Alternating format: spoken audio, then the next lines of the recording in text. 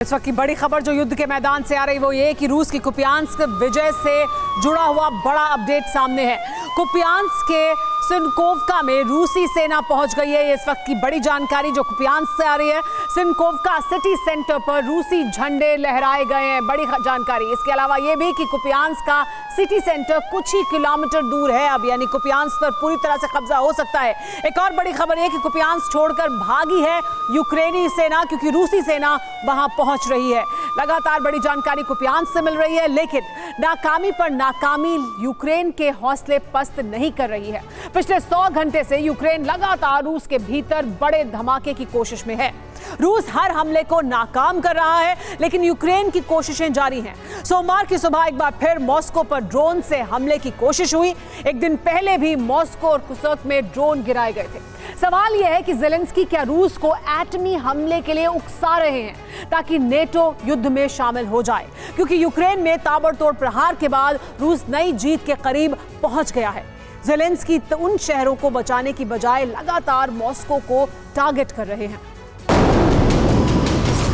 Ukraine पर attack और रूस का सेल्फ डिफेंस, अब दोनों मोर्चे पर पुतिन की रणनीति कामयाब नजर आने लगी है।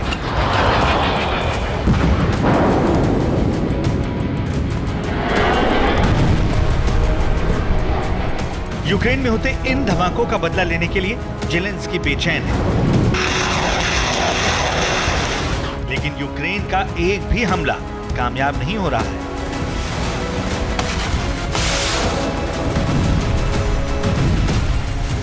यूक्रेन के कई घातक ड्रोन रूस की सीमा में घुस रहे हैं, लेकिन वो जमीन या किसी इमारत को छू भी नहीं पा रहे। रशियन एयर डिफेंस यूक्रेन के ड्रोन को हवा में ही नष्ट कर रहा है।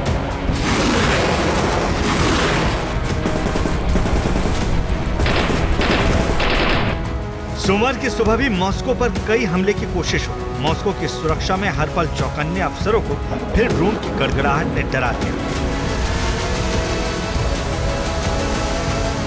रिपोर्ट के मुताबिक एयरक्राफ्ट जैसे ड्रोन का इस्तेमाल किया गया।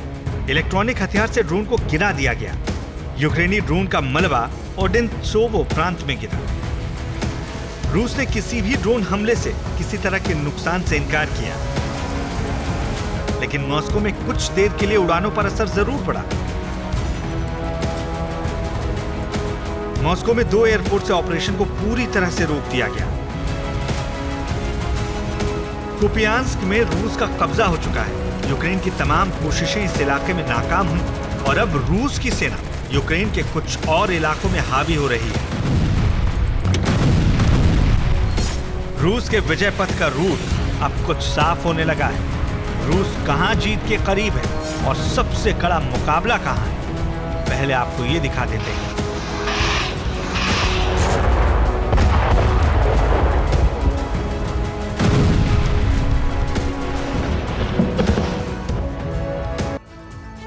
यूक्रेन की जमीन पर जीत हासिल करने का सिलसिला शुरू हो चुका है। यूक्रेन जीत का फॉर्मूला कैसे आगे बढ़ रहा है, ये समझने की कोशिश कीजिए। जीत का पहला पॉइंट है कुपियांस्क। यहां रूस के 10,000 से ज्यादा सैनिक तैनात हैं। पूरे इलाके पर रूस का कब्जा है। रूस ने आर्टिलरी और एयर डिफेंस की तैनाती भी कर दी है। दूसरी जगह है रोबोटाइन। यहां भी रूस के 10,000 से अधिक सैनिकों का जमावड़ा है। यूक्रेन के कमांडर यहां सरेंडर करना चाहते हैं। इसके बाद अवदिव्का में भी रूस जीत के बेहद करीब है। अवदिव्का में करीब 8,000 सैनिकों की तैनाती है। अवदिव्का के 90% इलाके पर रूस का कब्जा हो भी चुका है। सूमी को रूस ने मारियोपोल और बाखमुत की तरह बर्बाद कर दिया है। सूमी पर पिछले 15 दिन में रूस की सेना गोलीबारी कर चुकी है। सूमी को पूरी तरह से खाली कराया जा चुका है। यूक्रेन के सैनिक भी इस इलाके को छोड़ चुके हैं। इन जगहों पर रूस की जीत आसान नजर आ रही है, लेकिन अब आपको रूस की 3 बड़ी चुनौतियां भी बताते हैं। डोनेस्क में यूक्रेन की भारी गोलाबारी जारी है। डोनेस्क में रूस के कई सैन्य ठिकाने तबाह हो चुके हैं। ज़ैपोरिज़िया दूसरा हॉट सेंटर है जहां भीषण युद्ध चल रहा है। रूस ने यूक्रेन के कई हथियार डिपो को भी उड़ा दिया है। खार्किव भी रूस के लिए बेहद अहम है। रूस खार्किव को पूरी तरह से कब्जे में लेना चाहता है। खार्किव में जीत हासिल करना रूस के लिए एक बड़ी चुनौती है।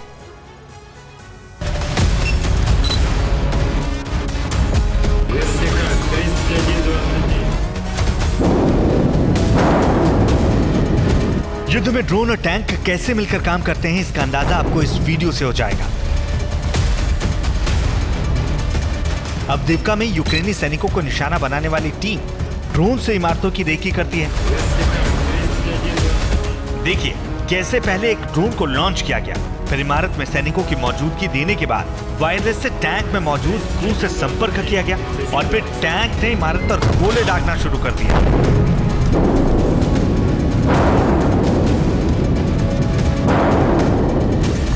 यूक्रेन ने कई बार नेटो पर घटिया और बेकार हथियार देने का आरोप लगाया है।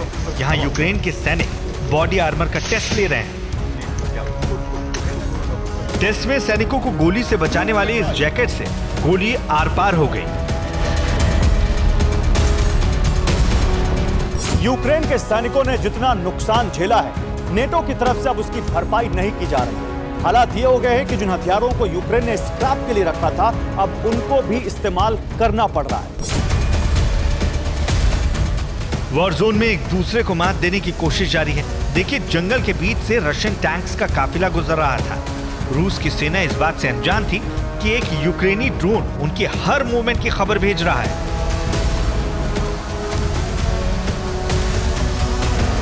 अचानक गोलीबारी शुरू हो गई। ड्रोन से लोकेशन मिलते ही यूक्रेन की आर्टिलरी ने हमला कर दिया और रूस के 2 टैंक और 2 बीएमपी नष्ट हो गए।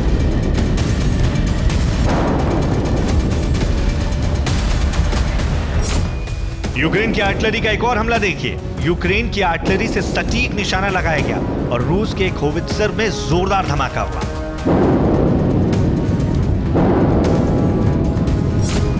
इसी तरह यूक्रेन का ये टैंक रशियन सैनिकों के ठिकानों पर लगातार गोले दाग रहा है। वीडियो में लोकेशन का जिक्र नहीं है, लेकिन दावा इस बात का है कि इस टैंक प्रहार में रूस का एक सैन्य ठिकाना तबाह हो गया।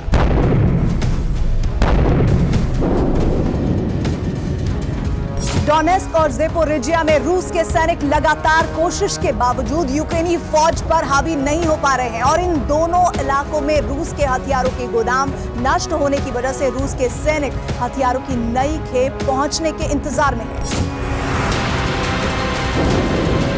यूक्रेन का आर्टिलरी प्रहार लगातार रूस को शॉक दे रहा है। इस वीडियो में भी रूस की 2 आर्टिलरी को तबाह होते हुए दिखाया गया। ये वीडियो डोनेस्क का है, जहां यूक्रेन की फौज लगातार हमले कर रही है।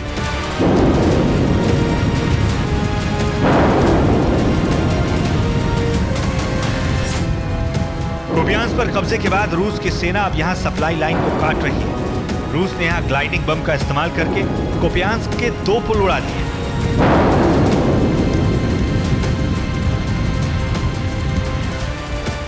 डोनेस्क में रूस ने एक बार फिर क्लस्टर बम का इस्तेमाल किया।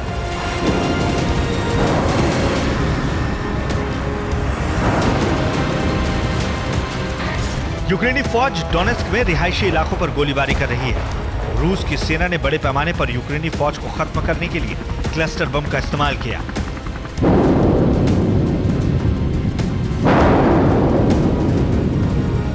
यूक्रेन को इस हमले में कितना नुकसान हुआ ये साफ नहीं है, लेकिन अंदाजा लगाया जा रहा है कि क्लस्टर प्रहार के बाद यहां यूक्रेनी मोर्चा जरूर कमजोर हुआ है। दूसरी तरफ ज़ेपोरिजिया में रूस अपनी तैनाती बढ़ा रहा है। रूस के सैनिकों की एक्स्ट्रा फोर्स यहां पहुंच चुकी है और उम्मीद है कि रोबोटाइन पर कब्जे का मिशन अब और तेज कर दिया जाएगा। फिलहाल यूक्रेन के लिए कई इलाकों में रूस को जीत से रोकना बेहद मुश्किल है, क्योंकि यूक्रेन के पास ना तो बैकअप फोर्स है और ना ही नए हथियार। Bureau report, TV9 Bharatvarsh.